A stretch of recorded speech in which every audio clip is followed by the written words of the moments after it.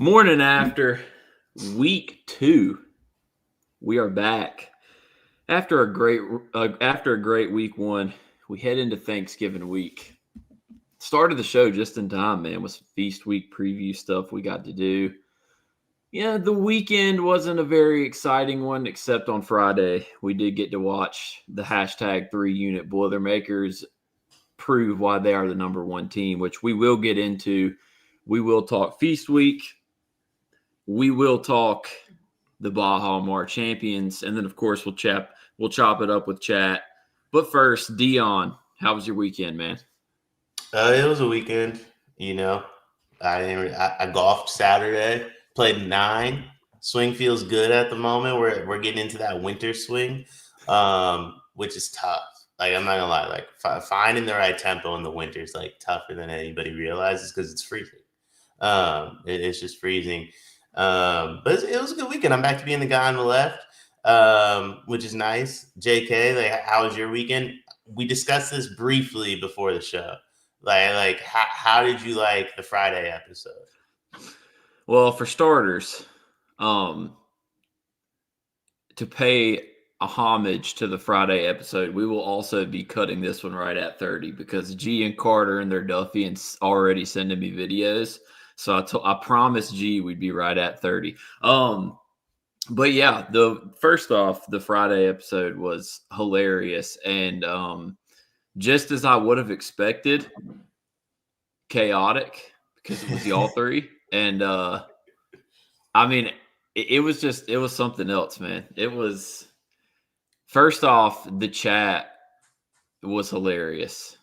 And I could totally tell that Greg and Carr are so used to like being in their bag on the recordings that like all the people chatting, they were like, this is kind of crazy. Yeah, And Cart, I don't think found the chat until like 18 or 19 minutes that was in. the best part. He was like, y'all thought he was doing a bit. He was like, where's the chat? And Greg was like, Carter, shut up. You're looking at the chat. And he's like, no, seriously, where's the chat? Also, biggest takeaway, penguin is a bird. Just want to let y'all know that. It's a flightless bird, but it is indeed a Okay. bird. But yeah, that was hilarious. And then, yeah. We don't do flightless birds. No. Yeah, an ostrich is a bird too, just doesn't fly. No. No. I'll be fixing that. We don't do Debate flightless. science. Is that what you fix? No. We're not gonna. That's like a barkless dog. Like no, we don't do flightless birds. Hey man, you can be a dog. That's like saying if a human's vocal cords are messed up and they can't talk, they're not a human. No.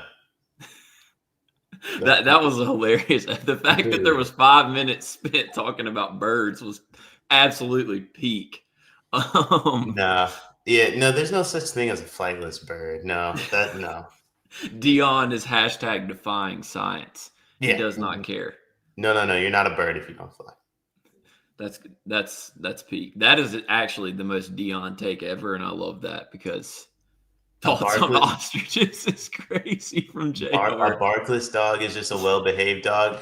That's okay, Purdue. Like a well-behaved dog I have no issue with. If you're telling me like, hey, there's this dog like just doesn't bark, right? Or like doesn't walk, no, that doesn't exist. Like a flightless bird just doesn't exist. Thoughts on ostriches? That's the first time I learned that's how ostrich is spelled. If that's spelled correctly, J Hart, I don't know if I trust you on that one, but like I'm a rock with it.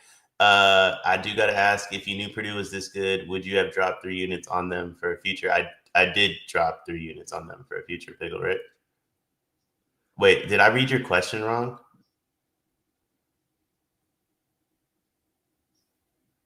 No, No, I think you read it right. Yeah, I did drop. I honestly dropped 5 on them. Well, there was a situation, but we moved past the situation.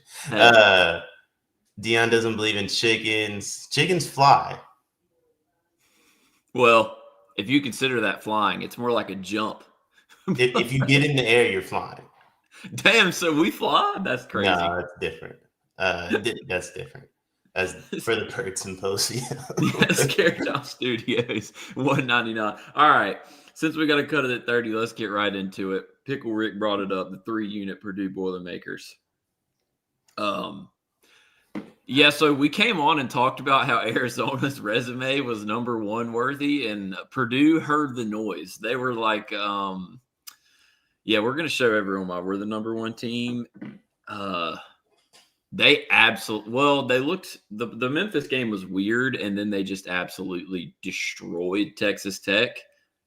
What are your thoughts, especially as like a bettor? You got to be looking at this like, yeah, good read. I mean, my whole thought process on it. So originally, I'm just gonna tell like the story of how we got to the point.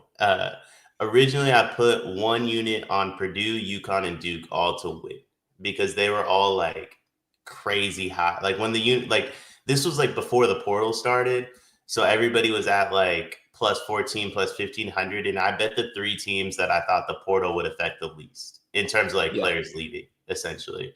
And I was like, I just felt like those three teams, like UConn wasn't going to lose anybody to the portal. Duke doesn't have anybody who lose to the portal because they just do the freshman thing. So like, it just you either go to the NBA or you stick around at Duke, and obviously no one really leaves Purdue. And then I just ignored the Braden Smith and Fletcher Lawyer rumors as anybody would do. You know, you just pretend you don't hear the outside noise. You know, and then I think after they got Clough, I put two more units on Purdue. And essentially the thought process was they have a big again for the first time. I never thought like, I don't want to sound disrespectful Purdue fans because like I'm not being disrespectful to Edey by any means, but Edey to me is really, really tough to build around. And Paint did an incredible job building around Edey. I think Braden Smith's way easier to build around. And Paint's also doing an amazing job building around Braden Smith. And when you factor those two things in, plus you add that the Final Four is in Indy, I just wanted to be a part of that. No, yeah, I mean, I agree. Like when your best player is a guy who runs the offense and would be perfectly happy with a win if he had 0 points and 20 assists, like it's so easy to build around that guy. And also, like Fletcher is just shooting the absolute hell out of the ball right now. Like it's insane. And then Clough is hitting form. He's looked insane since DKR's come back. Like they kind of just play off of each other. Well, imagine how much easier it is for him. Oh yeah, there's nothing to worry about. Yeah, there's no one else taking up any space underneath. Thoughts on that Purdue defense versus Texas Tech? Thought that was difference making. $4.99. Shout out Scare Times. Dion built like a GameStop rewards member. I am a GameStop rewards member. Want to get that unequivocally clear. Like we'll never get rid of our GameStop rewards membership because I live for the day that I can hit another midnight release. Speaking of midnight releases, can I get an Avatar takeoff?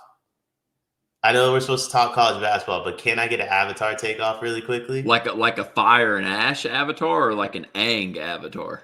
The movie, the blue people. Yeah, yeah. Stinks. Unequivocally bad movie. I went to the second one, left 5 minutes in. I'm on overrated Avatar Island. I don't want to get started on it though because. So you agree with me? Oh yeah, okay. I think that the Avatar franchise is ruining one of the best directors ever, James Cameron, and making him spend 25 years making 3-hour-long movies about blue people. Got it. I don't know who James Cameron is. The director. He also did the Titanic. How do you direct an animated movie? How does that work? Basically, he directs it with the real people and they just add all the CGI after. Then he looks at everything. But yeah, I mean, I watch the Avatar movies just because they look good visually. Like it'll look really good in IMAX, but I just think the story is so not that great. Yeah, the second one, they swam for 7 minutes in the beginning, got captured by the bad guy. Bad guy let them go. Then they started swimming again. It was the second swim where I said, I think I'm done. So it was around the 8 or 9 minute mark. I said, yeah, I'll just go to the bar. Like this, like the movie's called Way of the Water, and they let you know that there's going to be a lot of swimming and a lot of water. Just a lot of swimming. But back to Purdue's defense.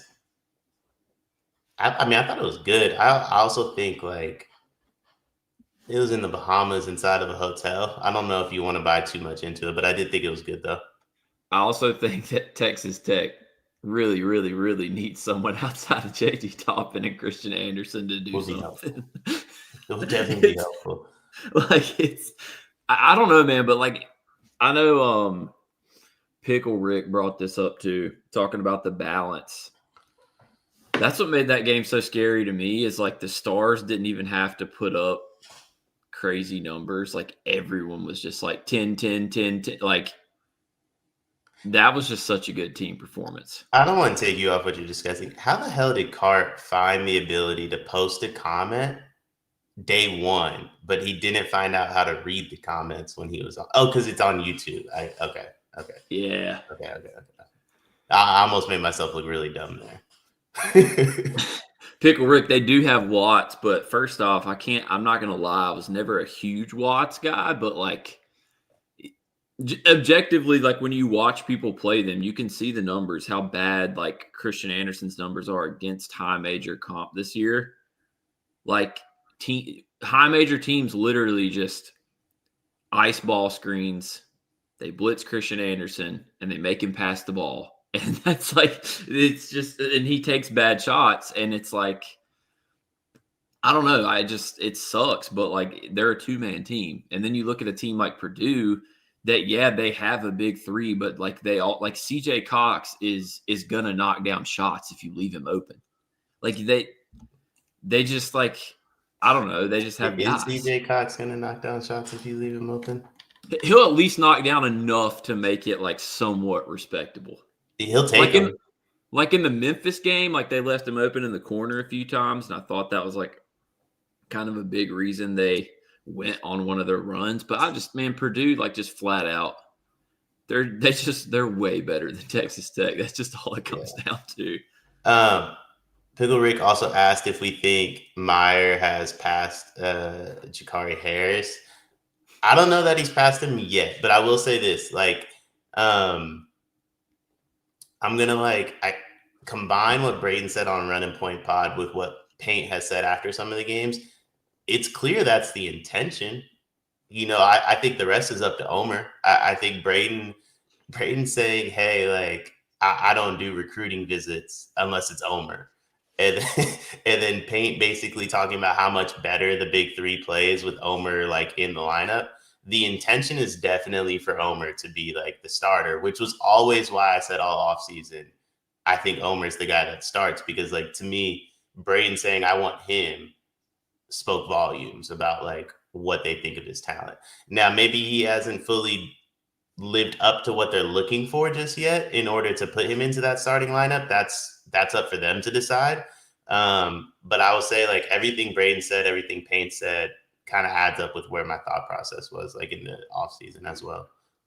Yeah. And you can also tell that Braden also said this on Running Point, talking about like handing the baton off to Omer next year and everything. Like you can tell the way that he's being used too. Like Paint is clearly setting him up to be a guy who gets the keys and like is unleashed to the full like next year. Watching Omer is gonna be so fun. And like I don't know, man, he just gives these sparks off the bench where like he comes in and he scores.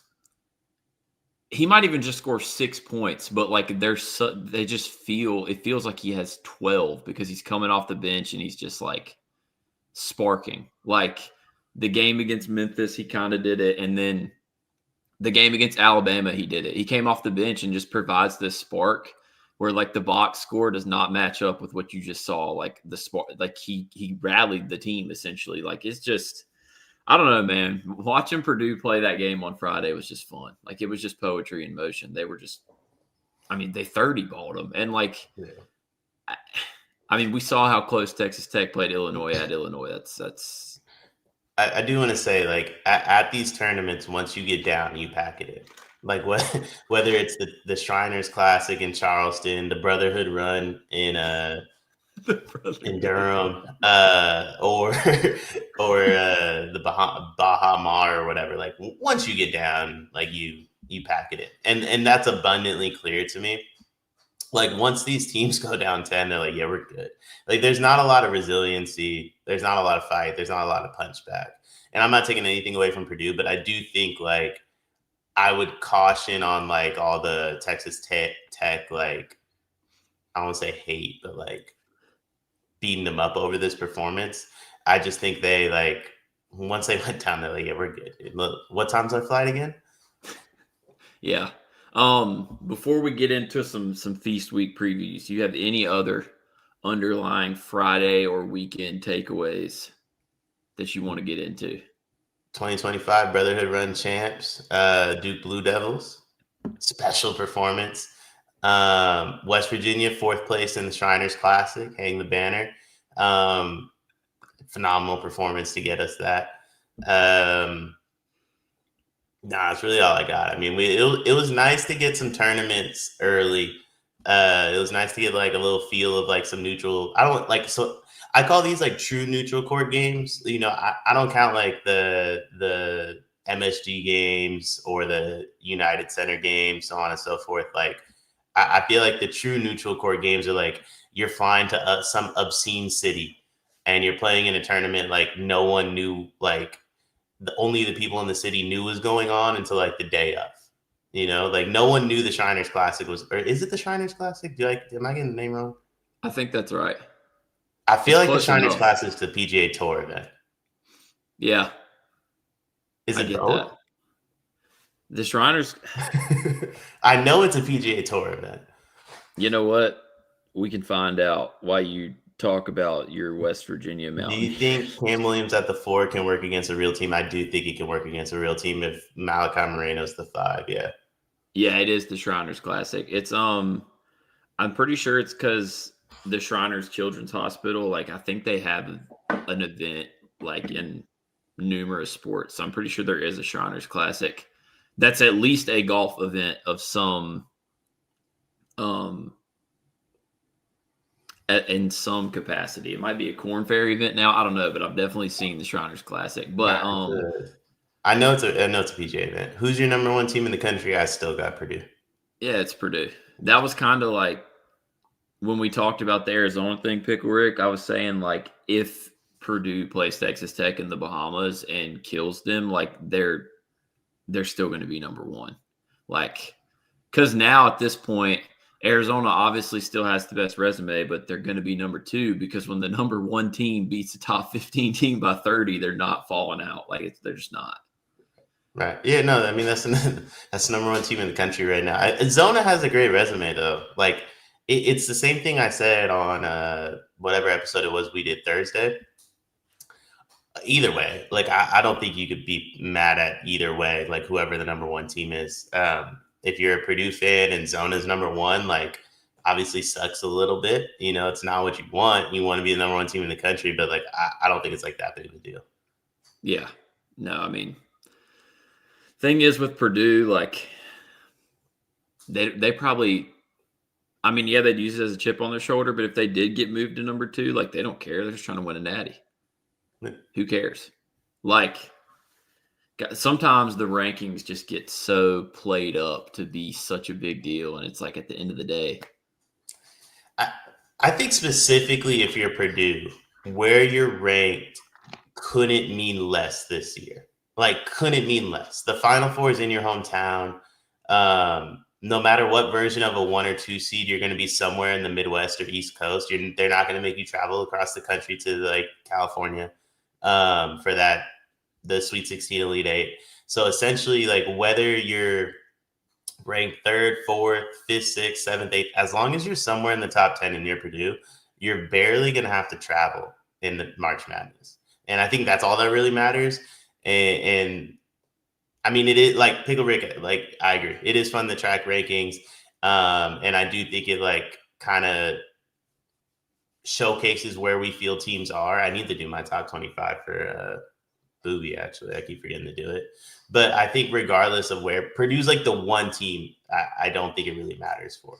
But like in Arizona, I think Arizona wants to be like number one. That way they can get to stay on the West Coast up until the Final Four. Yeah, I agree with that. All right, last 10 minutes. Bunch of Feast Week preview stuff. Lot of games today. Tons of Players Era stuff. Maui Invitational. What's like for starters? All right, today. I just want to let this be known that Dion and I were talking before we clicked live about how the Players Era layout just makes absolutely no sense, it not being bracket play and everything. But let it ride. Dion, what are your top like 3 games of the day for starters? For today, hold on, let me pull them up. I know Gonzaga, Alabama is probably my number 1. Yeah, I'm vaguely moved by that one. I guess it's got to be like today's not like a blow you away impressive day. It is a very fun slate though. I'd say Creighton Baylor. Yeah, I think that one's going to be a lot of fun. St. John's, Iowa State. Yeah, then I guess Gonzaga, Bama would be 3. Yeah. Yeah. I mean, it's so weird because some of these games could be fun, but some of them could also be like insanely boring. Like Syracuse and Houston is only fun because Kai and Anthony's involved. Like Houston's probably gonna smoke them. Like it's just I don't know. Are you sure? I don't know, man. Like maybe not. I mean, maybe not. Maybe not. I don't know, man. I did the Houston Syracuse preview. Well, honestly, I did the bulk of these Players Era previews, but I did that one with Riley, and I told Riley said the same thing, and I said, but like Houston just hasn't smoked anybody yet. So, that's true. That's true. I have no clue. You might not know either. Someone in the chat might. Does anyone know if Magoon Guath is playing? Because if he is, that's kind of fun against Michigan. I have no idea. No idea. I think Michigan has vaguely figured something out, and I hate to be that guy, but like the no Elliott Cadell stuff's probably gonna work. Yeah, I just think watching Magoon versus like Mara or like any like that would just like I don't, man. First off, I can't believe you stayed at San Diego State, but like, I mean, that's going to be an interesting matchup. Maui. This is a question specifically for you, Dion. Round 2, if they both win, Will Wade versus Chad Baker Mazzara in the Maui Invitational. Who are you rocking with? Yikes! The Maui's fallen off quite a bit.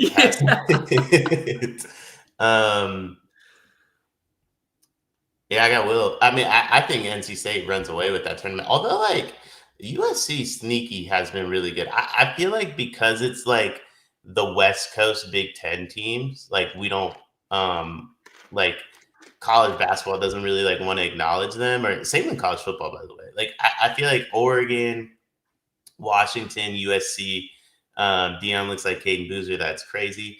And UCLA, granted, UCLA rightfully should be written off in football. Kind of get written off like quickly, just because they're not like the prototypical Big Ten teams. I feel like we forget them. I do the same thing with Texas, Oklahoma, and the SEC. You look up Oklahoma's like right in the middle mix of the conference championship race. So I don't know. I feel like USC's been really good this year. Yeah, it's going to be. I think a lot of people. I think the Troy game threw a lot of people off their scent. Like, I still think USC is pretty good. I mean, obviously they had a bad game. They needed an insane shot to win that game, but the matchups are still fun. It's crazy if you look at the Maui and Atlantis fields compared to what they've been in the past. Like, oh my gosh, man, it is bad.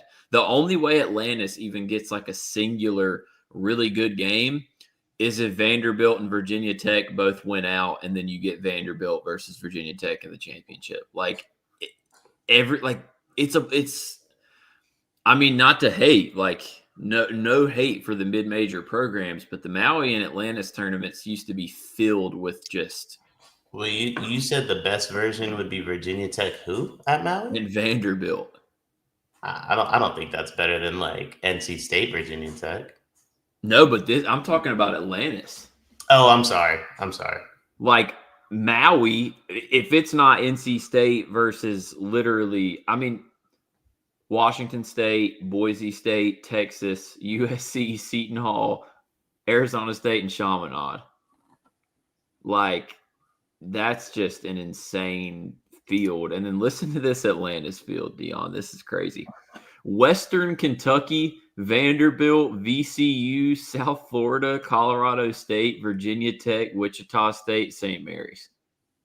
It's real hoops, man. Yeah. It's real hoops. It's because everyone's bag chasing going to the freaking Players era, man. I don't have any issue with that, by the way. No, it's fine.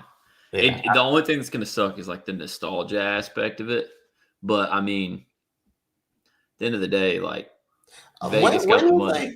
When was like I'm sure the Battle for Atlantis has had good tournaments. Like, don't get me wrong, but like to me, like the Maui was the big one, right? Like, and if you just subbed Maui for Players Era, how much different is the rest of this landscape? Like, if the Players Era just had the Maui Invitational name. Yeah, the only thing I'm gonna miss with Players Era taking over is like the true bracket play. That's the only downside of it. I agree with that. I mean, I this is like a crazy big like callback, but like the preseason NIT used to be a lot of fun.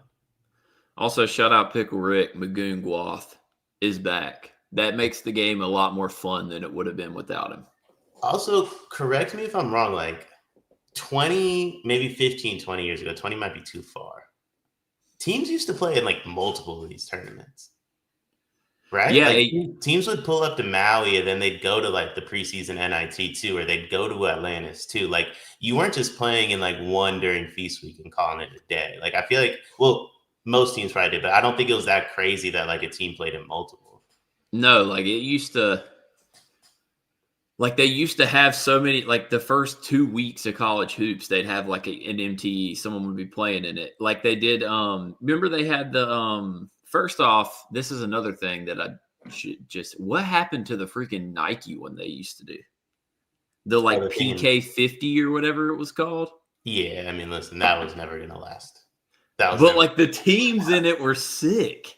Yeah. No, it was just never going to last though. But like, I feel like teams used like the Shriners Classic that West Virginia just finished fourth, won the tournament, and as like a ramp up for like Maui, or as like a ramp up for the preseason NIT, or I guess in this case like the Players Era, so on and so forth. Like, I feel like we don't use those small tournaments as ramp ups anymore. And then there was a lot of like campus tourneys, like the Brotherhood Run. Shout out Brotherhood Run, 2025 champs, Duke Blue Devils. But like I remember like the Pete Newell Classic Cal used to have, where it'll be Cal, Stanford. I think North Carolina played in it one year, and then there would be one other team, and then it's like, let's ramp up because North Carolina's flying to Maui next weekend. Yeah, it just doesn't have the same. Just doesn't have the same like touch that it used to. But I think a lot of it just comes to back then, people just wanted to hoop and get better. Now everyone cares about their KenPom rating. So they're like, we can't play in multiple tournaments because whatever. I think it creates a better conference play product. But if we're talking for sure. solely tournament, like right now, like obviously, like I don't want to say we're missing something, but it does feel like we're missing a little something. For sure. All right, Pickle Rick is always monitoring us. 30-minute warning. We're coming up on it. So I'm just going to do a new segment called Dion Ends the Show on a 1 minute, whatever he wants to ramble about ISO.